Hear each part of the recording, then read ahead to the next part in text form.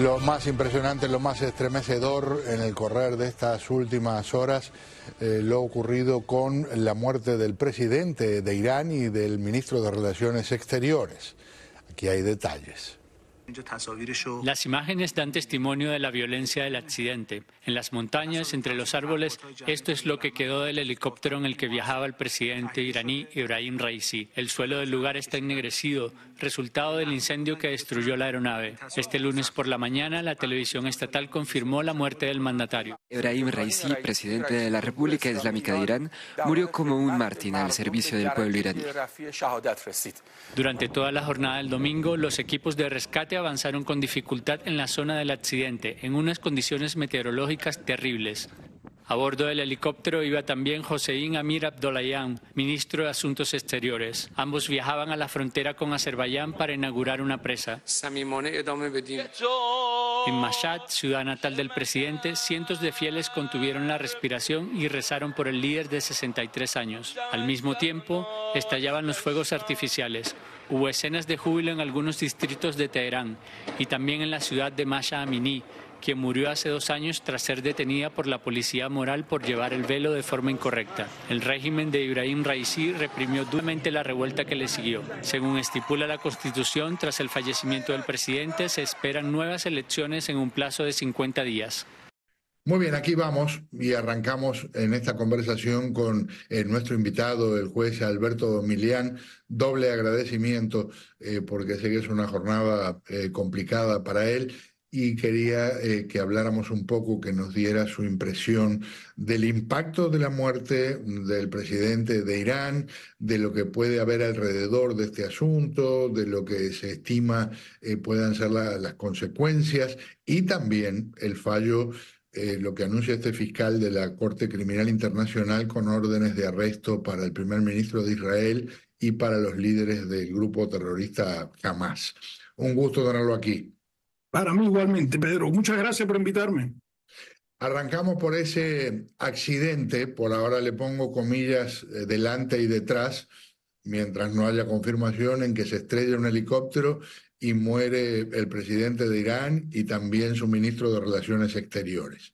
Impacto de esa muerte y lo que usted ve como consecuencias.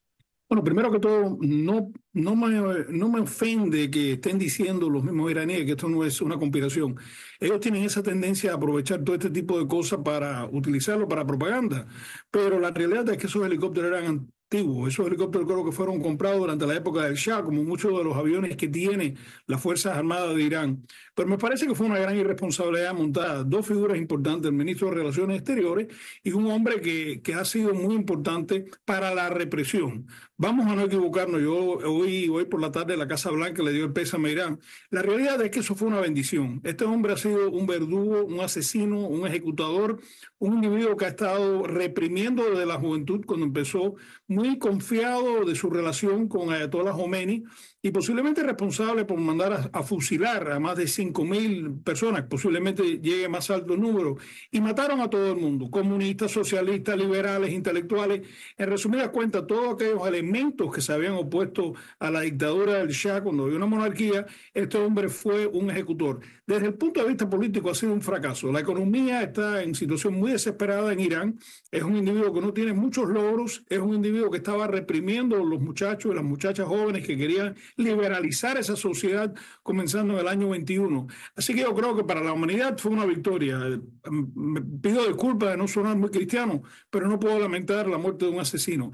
El otro punto es que yo no creo que va a cambiar mucho, porque la realidad es que él era el administrador del gobierno, pero la realidad es que el poder en Irán está con el líder supremo, es decir, el ayatollah, que no está en buena salud. Ahora han puesto el vicepresidente, creo que en 50 días tienen que tener nuevas elecciones, sí. Pero es como... Bueno, porque esto es un proceso de filtración para llegar a tener ese puesto de presidente y es como el buró político que existe en los países comunistas. Ellos no van a poner a nadie en ese puesto que en realidad va a ser un liberal. Sería un fenómeno que surgiera una figura como Gorbachev en la época de la Unión Soviética y no va a haber ningún reformista. Así que la línea de asesino, de interferir, de patrocinar a Hamas y a Hezbollah, desgraciadamente creo que va a continuar. Le iba a mencionar eso porque cuando se dice, bueno, tal vez no sea de línea tan dura, bueno, lo que a nivel de gobierno de Irán se considera moderado es salvajismo para el resto del mundo civilizado. No, este nunca ha demostrado, el que murió ahora, nunca ha demostrado una gotica de moderación. Es un elemento, yo le digo el talibán de otros países, porque son de esa manera, el ISIS de otros países, pero hay que recordar que ellos están fomentando hace muchos años de que triunfó la revolución religiosa fundamentalista, los asesinatos, el terrorismo. Por eso se llegó a pensar en algún momento que ellos tenían un contacto directo con Al-Qaeda, pero es porque la ideología de ellos es básicamente la misma, es asesinar. Y la realidad, Pedro, para los oyentes que tengan esto en mente, la mayoría de los países árabes de la región están en contra de Irán, del gobierno de Irán, del fanatismo de Irán, incluyendo Arabia Saudita. Por eso Arabia Saudita ha pedido tener alianza con los Estados Unidos muy estrecha, quiere abrir una apertura de relaciones con Israel, porque saben que como ellos no tienen armas nucleares e Irán sí está buscando armas nucleares, que ellos buscan una sombrilla de defensa. Así que, de nuevo repito, no creo que es una postura muy cristiana, pero la realidad es que fue algo, el mundo está un poco más limpio hoy con la muerte de este señor y de su aliado colega que era el ministro de Relaciones Exteriores. ¿Le sorprende lo que pasó con esta decisión de pedir una orden de arresto de parte de la Comisión Internacional Criminal, de la Corte, perdón, Internacional Criminal, contra el primer ministro de Israel y el ministro de Defensa? Y bueno, entiendo lo de los terroristas de Hamás. No deja de asombrarme que los pongan en la misma línea, que los pongan como si fueran equivalentes. Pero lo que importa aquí es saber qué piensa usted. Bueno, sí me sorprende porque yo creo que no es justo. Yo pienso que desde el punto de vista de justicia no se puede comparar a un terrorista con uno que está tratando de defenderse del terrorista. No se puede comparar uno que es ejecutado o víctima con el que lo está ejecutando y torturando. Así que eso me sorprende. Por esta organización, los Estados Unidos y muchos países civilizados no se han nunca hecho parte de este tratado que creo que se llama el Tratado de Roma. Precisamente por esta razón, por la arbitrariedad que ellos tienen, que ejercen, yo repasé una larga lista de los casos que ellos han llevado y entre los casos que se pueden nombrar, que la gente conoce, Gaddafi, Muammar Gaddafi, tienen un encauzamiento contra Putin, pero la realidad es que me horrorizó una cosa. En Latinoamérica, que hemos tenido la dictadura más larga en este hemisferio, la de Fidel Castro, que hemos tenido tantos represores en tanto de gobierno, que tenemos otra dictadura, la de Daniel Ortega, que tenemos lo de Venezuela, nunca han encontrado causa para llevar a cabo ningún tipo de encauzamiento de dictadores, torturadores, asesinos. Y entonces yo creo que esta organización carece de legitimidad. Y creo que ahora lo que va a pasar posiblemente, países como los Estados Unidos le van a imponer algún tipo de sanción económica, pero nosotros, gracias a Dios, no estamos alimentando el presupuesto de esta organización. Pero esto es otro tipo de organización que tiene quizás buenas intenciones, pero se usa de una manera muy política. Y me recuerda el premio Nobel que mi querido Jorge Luis Borges, uno de los grandes escritores de todos los tiempos, que Mario Vargas Llosa dice que era posiblemente el único escritor que va a sobrevivir hasta 100 años, que va a ser conocido. Sin embargo, nunca le dieron el premio Nobel porque consideraban que Borges era muy derechista, que había aplaudido el golpe de Estado en Chile. Y entonces estas organizaciones no se sienten mal dándole el premio Nobel de la Paz a un terrorista como Arafat, que es responsable por violencia terrorista en varios continentes, pero sin embargo ahora esta organización quiere encauzar a Israel, que ha llevado a cabo una pelea de defensa personal. Es decir, Israel no quedó el 7 de octubre, Israel no estaba violando niños y mujeres y torturándolos. Me parece que esto es una cosa muy peligrosa. ¿Por qué? Porque le envía el mensaje a los terroristas que si ellos actúan de una manera salvaje y los países civilizados actúan de una manera fuerte o hasta brutal, que se exponen a tener a sus enemigos en la mirilla de fuego, por defender simplemente sus naciones. Así que políticamente no creo que es una buena idea, pero yo creo que va a disminuir la legitimidad de esta Corte, que vuelvo a repetir, no tiene una trayectoria muy exitosa. Yendo a la guerra contra Hamás, escuché a un militar decir hace, bueno, unos cuantos años, el tema cuando se entra militarmente a un lugar es que idealmente se debe tener una estrategia de salida de ese lugar. Y este parece ser un problema muy serio que está enfrentando la interna del gobierno de Israel porque no se ponen de acuerdo sobre el tema. ¿Cómo lo ve? No, creo que lo has dicho muy escuetamente, correctamente. Hay que tener una salida, una estrategia de salida. Eso fue algo que los Estados Unidos aprendió muy tarde, mal y nunca en el caso de Vietnam. En Afganistán pasó lo mismo. Yo creo que esto se va repitiendo. Yo creo que esto es un error que los militares saben pelear la guerra, pero no tienen la responsabilidad, pero sí tienen la obligación de preguntar ¿y cómo salimos de esta situación? Yo creo que Benjamín Netanyahu ahora tiene crítica de la derecha y de la izquierda.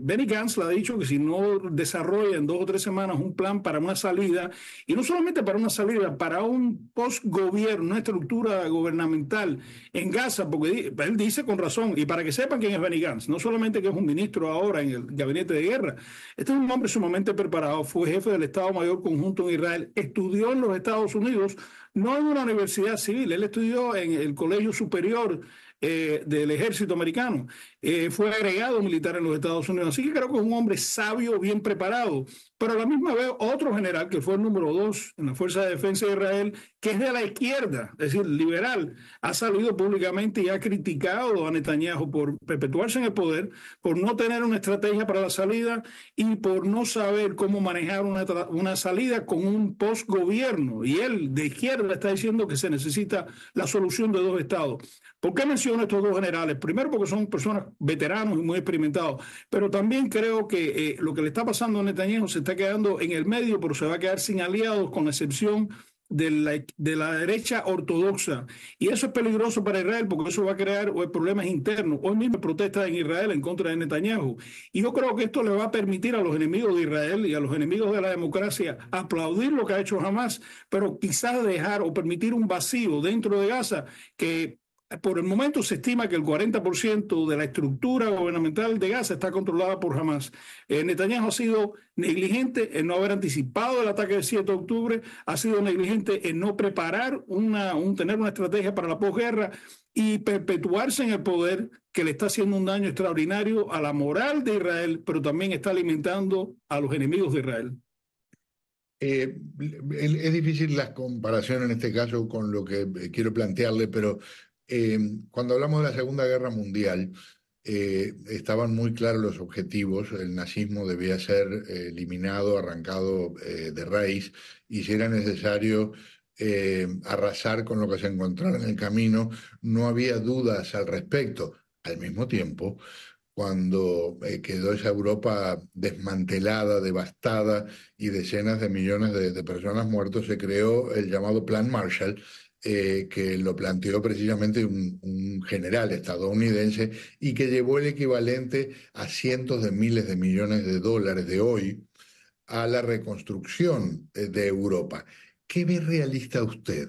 Lo pongo por un instante, si me acepta el planteo, en la posibilidad de decidir cómo manejar el día después que se cierre lo militar en la Franja de Gaza. ¿Qué se debería hacer con lo que sabemos? Bueno, yo creo que usted, vaya, dio el ejemplo histórico brillante. Marshall era un estadista, además de ser un general de 5 estrellas, fue el que manejó la guerra americana, desde el punto de vista de la guerra americana en la Segunda Guerra Mundial.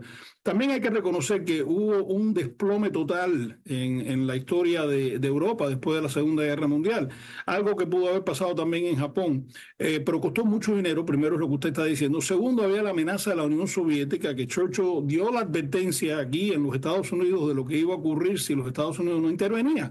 Pero no solamente era la cantidad de dinero, hubo un esfuerzo enorme de programas encubiertos de la CIA para evitar que el comunismo cayera en Italia, en Grecia, en muchos lugares, pero lo más importante es que costó dinero, y lo otro es que yo creo que no hay apetito. Hubo una presencia norteamericana extraordinaria que todavía existe en Inglaterra, existe en Alemania, en casi todos los países de la OTAN hay una presencia norteamericana, pero había que reconstruir ese país. Entonces la inversión es enorme. Aquí existen los recursos porque los países árabes quieren estabilidad en esa sección y tienen dinero. Los emiritas, por ejemplo, Qatar, tenemos Arabia Saudita. tienen dinero para invertir. Lo que no se existe ahora en este momento es la voluntad y segundo, la misma infraestructura del pueblo palestino. La realidad es de que se le ha suministrado al pueblo palestino en la Franja de Gaza miles de millones de dólares. En vez de desarrollar esa economía, lo que hicieron fue construir túneles, prepararse para una guerra apocalíptica en contra de Israel. Entonces, si no se tiene una estructura, número uno, y no se tiene la voluntad política, va a ser imposible. A la misma vez, yo creo que la manera de desarticular a Hamas es lo que dijo el general Golán. Hay que crear una solución de dos estados, uno de Israel y otro de Palestina, porque ese es el motivo que está movilizando a los palestinos a cometer actos bárbaros y de terror y de guerra. Pero eso es difícil para la derecha de Israel. Netanyahu no lo acepta, él es pragmatista, pero no lo acepta porque se ha aliado con los elementos más radicales de la derecha de Israel. Entonces, ¿qué puede hacer los Estados Unidos y nuestros aliados en el mundo entero? Ponerle presión. Por eso se vería un cambio de gobierno en Israel para que venga un moderado, especialmente como Benny Gantz, que fue general y tiene los méritos militares, para poder crear las condiciones objetivas para llevar a cabo esta reforma. Y no solamente Benny Gantz, el general que mencioné, que es de izquierda, es de un partido de izquierda, ahora está electo como miembro del Knesset, coinciden. Cuando yo veo dos guerreros de puntos de vista ideológicos muy diferentes que están coincidiendo, me parece que le debemos escuchar un poquito, porque creo que ellos saben lo malo, lo terrible que puede ser la guerra. Mi agradecimiento por acompañarnos con su análisis, el juez Alberto Milián, ex oficial de contrainteligencia del Ejército de los Estados Unidos, conversando con nosotros de aquí. Un abrazo, muchas gracias. Otro para usted, Pedro, gracias. No, encantado. Hasta la próxima. Ya regresamos. Dios quiere.